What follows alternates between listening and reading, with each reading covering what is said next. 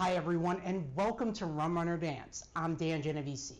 Today we're making a modern classic tiki cocktail, the Ancient Mariner.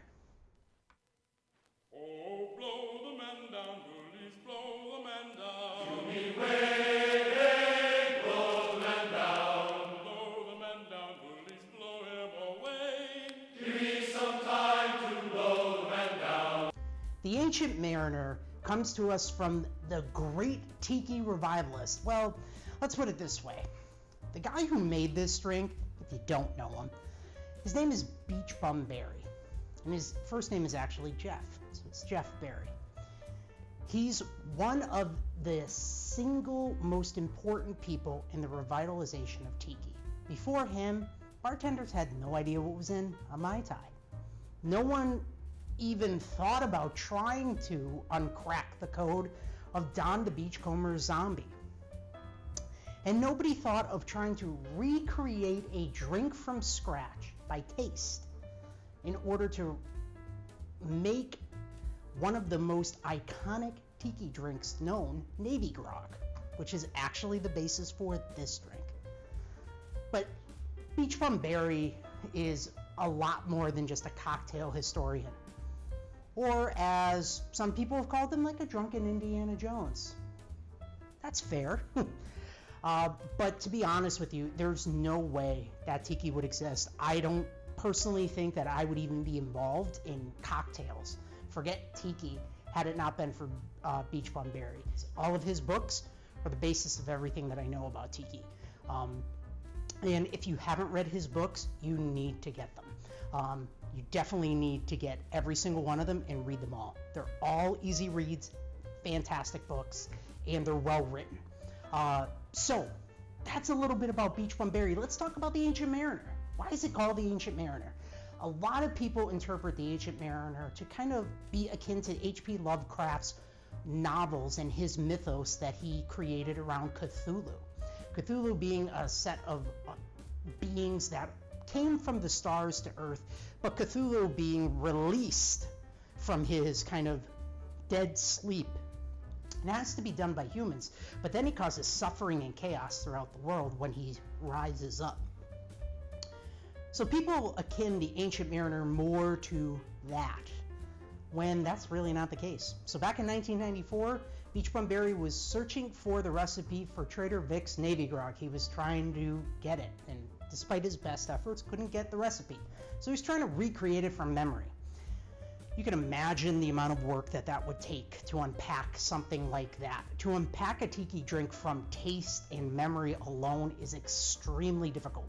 Most of these drinks are extremely nuanced in terms of measurements and flavors to come up with that final profile. Without knowing the recipe, it's almost impossible to do. He came close.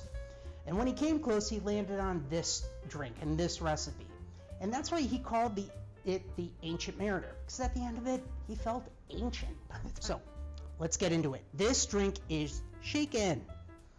Very, very simple, easy drink to make. So, first thing we need is lime juice. Fresh squeeze. As you can tell, this is the bottom part of my squeezer.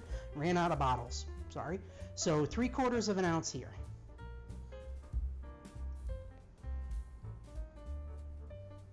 Okay? 3/4 of fresh lime juice. Next, you're supposed to, and I will put in the recipe, white grapefruit juice. If you can get it, use white grapefruit juice. Pink grapefruit is acceptable as a substitute. And unfortunately, I can get a lot of things here in Chicago really easily. White grapefruit is not one of them. That's hard to get. So right now I'm using pink today. But you need half an ounce of this. If you can get white, if you live in part of the country where you can get it real easy, good for you. Use white. The taste on it is a little bit better. It's a little bit more mild. All right, next, half an ounce of simple syrup. Again, I use 2-to-1. Beachbum Berry called for 1-to-1. I like mine on a little bit of the sweeter side, so that's okay. You can use 1-to-1 too. Actually, if you want to do something that's kind of cool, instead of using simple syrup that is hot processed, and what does hot processed mean? Just means that you have heated the water to boiling and then added in the sugar and whisk it up till it's dissolved. That's what most people do when they grate syrups. They heat it. There's another way of doing it. The second way of doing it is take sugar and then you put it into cold water and then you agitate it and mix it up to actually blend it together. Super tasty. It actually changes the flavor of the simple syrup a little bit. It's like a lot more crisp. I'll do an episode around syrups and different things like that that you can make at home. But if you want to try that, give it a shot. I'll actually put the method down in the notes below. Check it out if you want to make it at home. All right, next, we're going to start getting into the liqueurs that get put into here. This is one of my favorites. This is Allspice. It's known as Allspice dram, Allspice liqueur. It's quite a potent thing. I put it up there with absinthe in terms of potency. We're doing a 1/4 ounce of that, as I dumped that in without telling you. It's 1/4 ounce of Allspice dram. I use St. Elizabeth's Allspice dram. This stuff is absolutely spectacular if you can get it. Actually, I have not been able to find it in Chicago. If somebody's in Chicago and has found a full-size bottle of this somewhere, please tell me. I cannot find a full-size bottle. I'm always getting the smaller bottles of it, and I wish I could just get a bigger bottle. I know they exist, I just haven't been able to find them. But another acceptable one here, a couple different makers of it. Hamilton makes some, it's great. They all taste a little bit different because it's like a unique recipe for each one of them. It's not a common kind of recipe. So when you find one that you like, stick with it. All the ones that I know, Beachbum Berry, Martin Kate, everyone recommends this brand, and I find it to be absolutely delicious. So I recommend keeping this one. All right, next, base spirits now. So base spirits inside of this drink are fairly straightforward. We're talking about Jamaican black rum. Normally I use Hamilton. They were out, so I couldn't get that one. So I'm using Blackwell's Jamaican black pot still rum here. This stuff is fantastic. I love it. If you can get this, very, very, very good Jamaican rum. Definitely get it. You're gonna need an ounce of this guy. And spilled a little bit on the bar, that's fine. Next piece that we're going to be doing here is Hamilton's Demerara Rum. Now, I like to use Hamilton 86. So Hamilton 86, if you can't get this guy right here, people ask me all the time, Dan, I can't get Hamilton's. And that's fair. If you can't get it in your area, you can't order it online, you're in one of those few states that don't allow that. Another option that you can get, if you can get El Dorado, is really available and very prevalent in terms of a rum. That's a Demerara rum that's available throughout the country in the United States. Internationally, I haven't done too much research on. I'll try to look in different countries to see which one's more available for you. But you guys have a lot of less strict laws than we do in the U.S. in order around, shipping spirits. For some strange reason, the U.S. decides to be a very problematic thing. So try to find El Dorado 5, El Dorado 8. Those are perfectly good as substitutes for Hamilton 86. If you're all interested in wondering why it's called 86 Demerara Rum, it's because it's 86 proof, which means 43% alcohol. So that's where the 86 comes from. We're going to need an ounce of this guy too. But if you can get Hamilton rum, definitely get it. I have yet to find one Hamilton rum that isn't good and that isn't great quality, and they're not expensive compared to like some other rums. They are all really, really good. Okay, next thing we're going to need here, we're going to do a little bit of a whip shake. So Beachbum Berry recommends that you shake this with crushed ice. So I'm going to do a whip shake and then top it off. So I'm just going to do a little skosh. Crushed ice goes right in there. Take a drink, put it down into there, seat that guy in there, lock him in, give it a shake.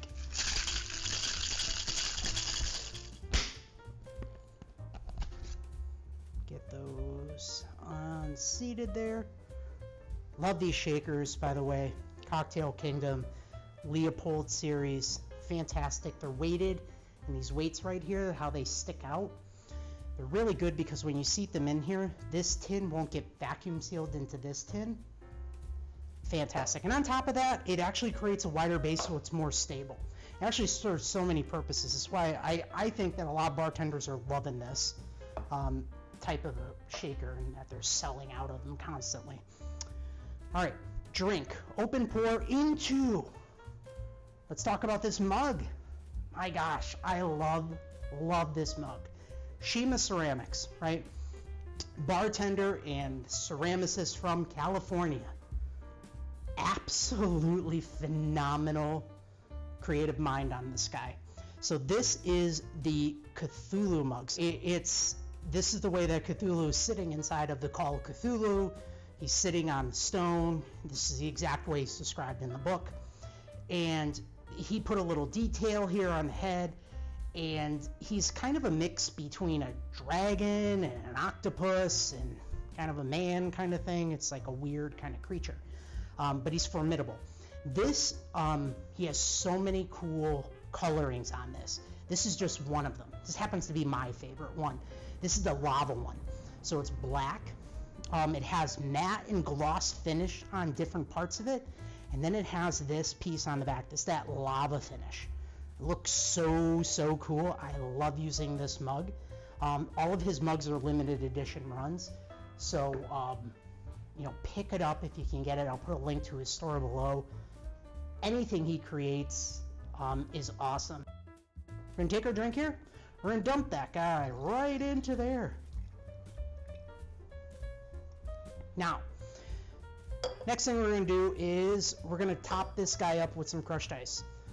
Because we got quite a bit of room and we want to top him up.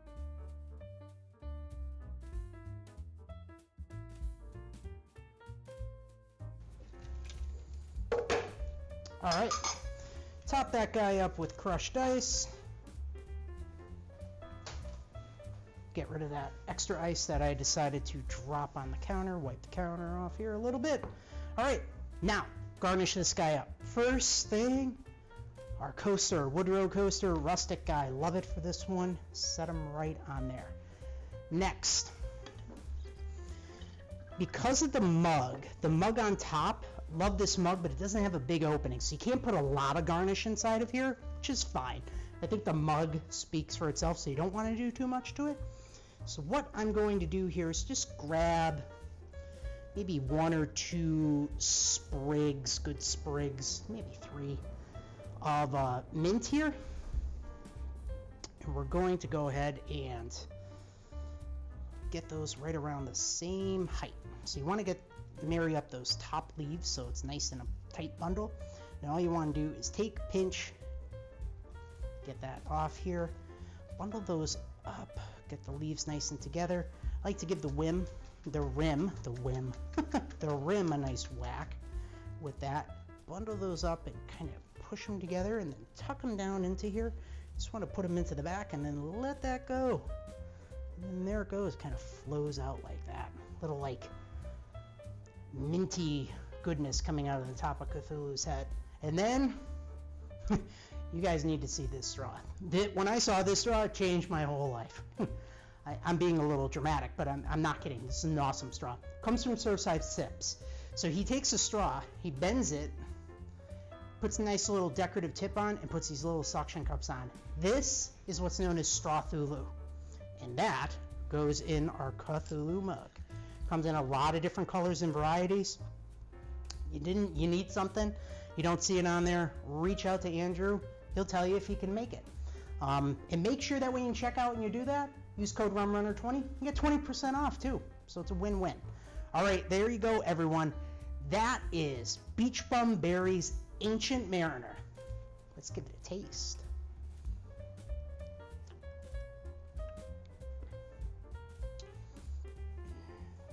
Yeah.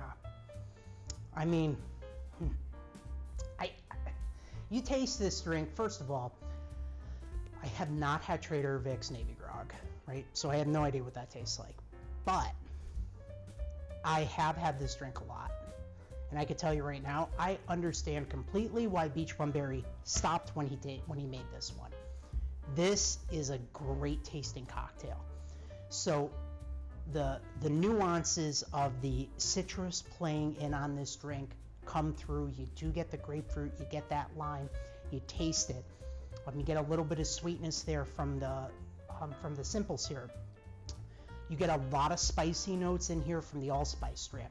Some people like to say that a quarter ounce is quite a bit and is a little bit too strong for their taste. That's fine. You can back that off, but I recommend that you make the drink as prescribed first. And just to make sure that that's the case. The combination here of the overproof rum, the combination here of the black pot still rum and the Demerara rum, phenomenal tasting. Now, if you can get it, Hamilton makes a navy-proof strength mixture of both of these rums together. Not Blackwell's, but their black pot stilled rum and their Demerara rum. If you can get that, get it. And then you just measure out 2 ounces of it. It's fantastic in this drink too. But this is a rummy, funky hogo notes come through.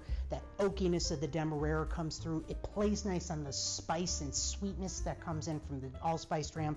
And then it's elevated by those 2 citruses. Thank you all for tuning in today for our episode on the Ancient Mariner. If you haven't already, hit that subscribe button down there so you can get notified every single time we come out with new videos. Also, check out the other videos that we have. We got some links down here to some ones that you might be interested in. We have drinks, episodes that feature Tiki, classic cocktails, as well as some original drinks just by me. All right, so thank you all, and until next time, everybody, Okole Maluna.